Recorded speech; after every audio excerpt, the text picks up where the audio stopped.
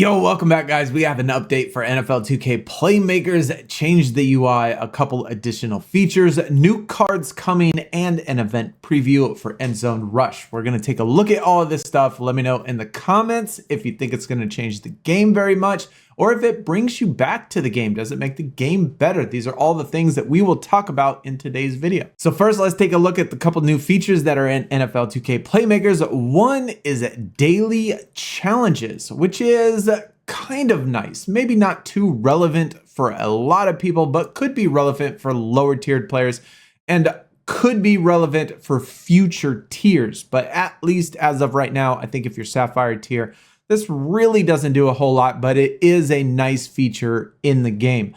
So basically, if you played any other supercard game, it's very similar to that. It's going to give you basic things that you have to do, and it will give you a pack based on your tier. Now, for me, being Sapphire, all of these daily quests or daily challenges, which I believe, what is that, 6 of them? That's 5 of them. For completing any of those, it's going to give you an Emerald player. Now, once you complete all of those for the day, it will give you a pack that has either your tier or one tier below that. Now, I've done this twice now. Both times I have picked up an Emerald. But like I said before, you know, if I do get a Sapphire, it's really not honestly that big of a deal. But this will impact future games or future tiers at least. Now, the daily streak, if you do it for an entire week, complete all objectives every single day for an entire week, you will get a guaranteed card in your tier.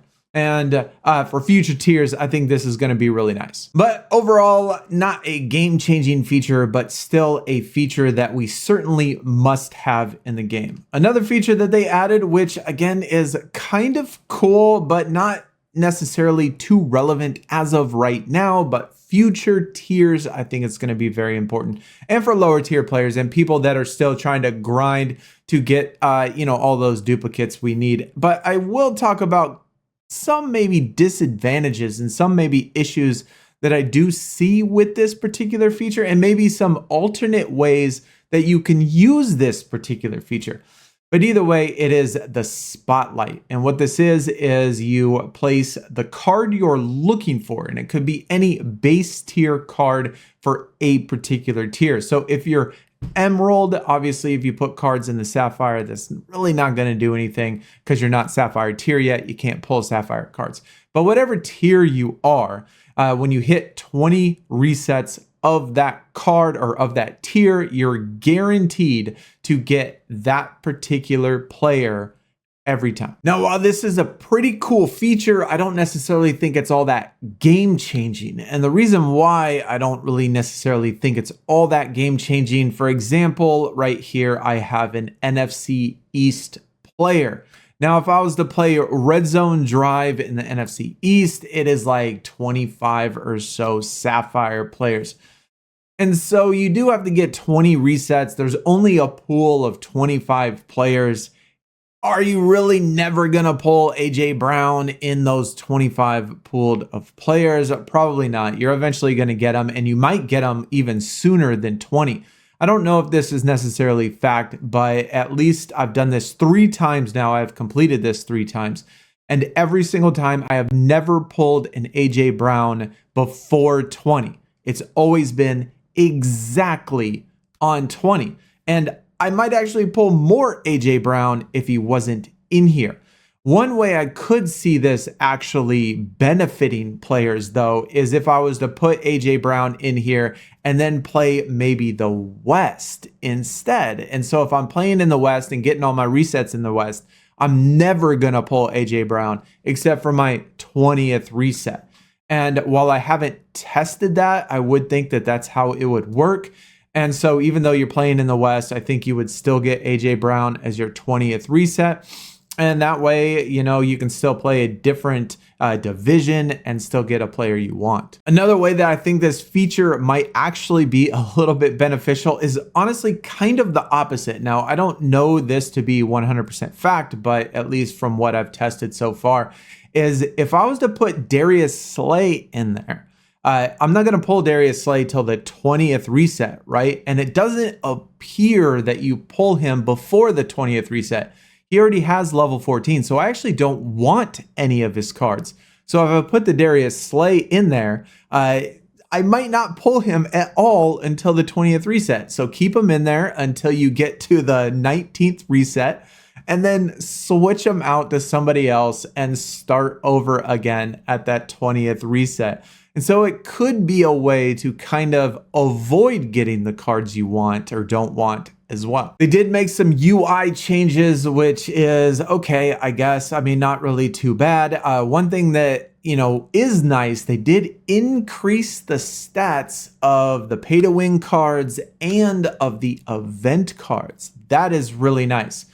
And so as you see, the best Sapphire, the Alexander right here, I have him level 14 and he is only 3,037 power. And a level 1 Christian McCaffrey is better than him. And that's how, that's how it should be, right? The Alexander is going to be better eventually because I'm going to put in multiple boosts in order to get extra stats. But at least base tier cards, the Christian McCaffrey is better. Now, looking at the other cards that we do have, the CeeDee Lamb, which we will talk about for the event, and they did change the rewards of that, which is also nice. But they increased the stats of all 3 of those. And so these 4 cards right here, the Bauer, the Crosby, the Kelsey, and the Laporta, all of those are pay to win cards. And so the highest base tier card right here is the Alexander. And so it's nice that these cards are better than all of the base tier cards. Another thing that they added was changing the way that the play percentages at least read. Now you can change it back, but it does have words instead of actual percentages. So it went to a long shot, to a coin toss, to doubtful, to maybe, to different words that would kind of represent a percentage. Now you can change this back to actual numerical percentages, and I will show you how to do that here in just a second. But it doesn't change the fact that the percentages are a little bit favored towards the AI player. They're going to get plays at very low percentages, very low chances, and you're not going to get quite as many plays at those same percentages. But either way, it is an interesting way to kind of look at the plays a little bit different. Now, if you go into settings and scroll all the way down where it says gameplay and it shows advanced mode, you just click that to be on, and you're going to go back to the numerical percentages. Now, personally for me, while I don't know, it's kind of interesting that they somewhat kind of seem like they're trying to hide the fact that it is very favored towards the AI player. And to me, words hurt a lot more than numbers. And so I switch it back to the numerical ones, because when I see long shot and it's sitting there at 10% when you know it's at 10% and it just says long shot instead, and they get that over and over and over again, and you get one like 1 out of 10 times, it kind of frustrates me more, when it actually says long shot than whether it just saying 10%. One also thing that I also did notice is that I was able to drop it all the way down to 0% as well. So that's also kind of nice. I haven't been able to get it higher than 90 yet. So I'm going to keep, it's very limited on the plays that can get that high, but 0 is very easy to get for the computer against the AI, and they have not yet gotten a 0 percentage play on me yet. Another feature that they did add was cross-platform login. So I guess if you play on, Apple, if you play on Amazon, if you play on emulator, if you log on through all of those devices through the Discord, I'm going to assume that it will save cross progression and stuff. I don't know that to be the case for fact, or how flawless it works, or if it even works at all. But that's at least what it says in the description. We only play on iPhone. That's all we'll ever play on, probably. And so hopefully it works. Now, another thing that they did say was coming to the game, which hasn't been in the game yet. They are adding the entire first round draft class for a new card design and other cards in the game. Now, I don't know. It did say eligible. So I'm going to assume that there are going to be some players in the first round that are not necessarily eligible, even though they are in the first round, but won't have cards. But at least they're taking the pool of the first round draft picks and making a new design, a card with a new design, and then putting those in the game. Now, are these going to be pay to win only cards? Are they going to be event cards? Is there going to be a special event like in Supercard or WWE or NBA where, you know, we do have an opportunity to earn some of these? I don't know. We'll have to see.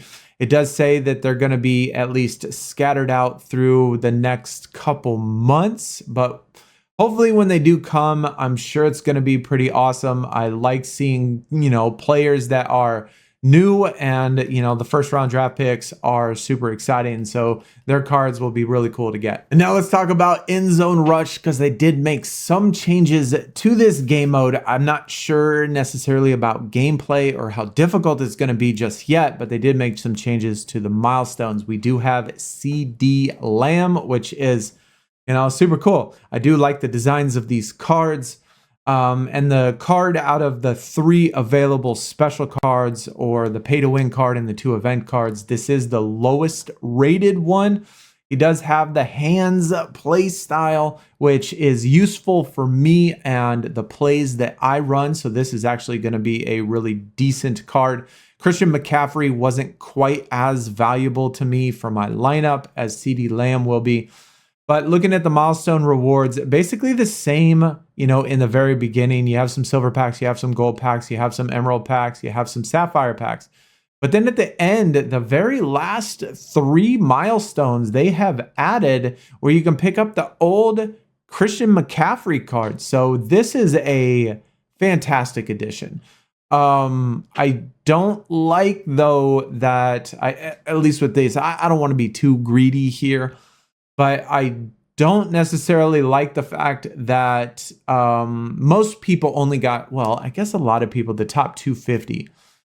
So 250 people will be able to get it to where it has 2 equipments it can add. But most people that got 250 to 500 that only have 1 Christian McCaffrey card, we're going to get these 3 right here. And then we're going to be up to level 4, which we're still only going to be at 1 single equipment. I kind of wish they had it available for everybody that got the event card last time, to at least be able to get 4 more to move it up to 2 equipments.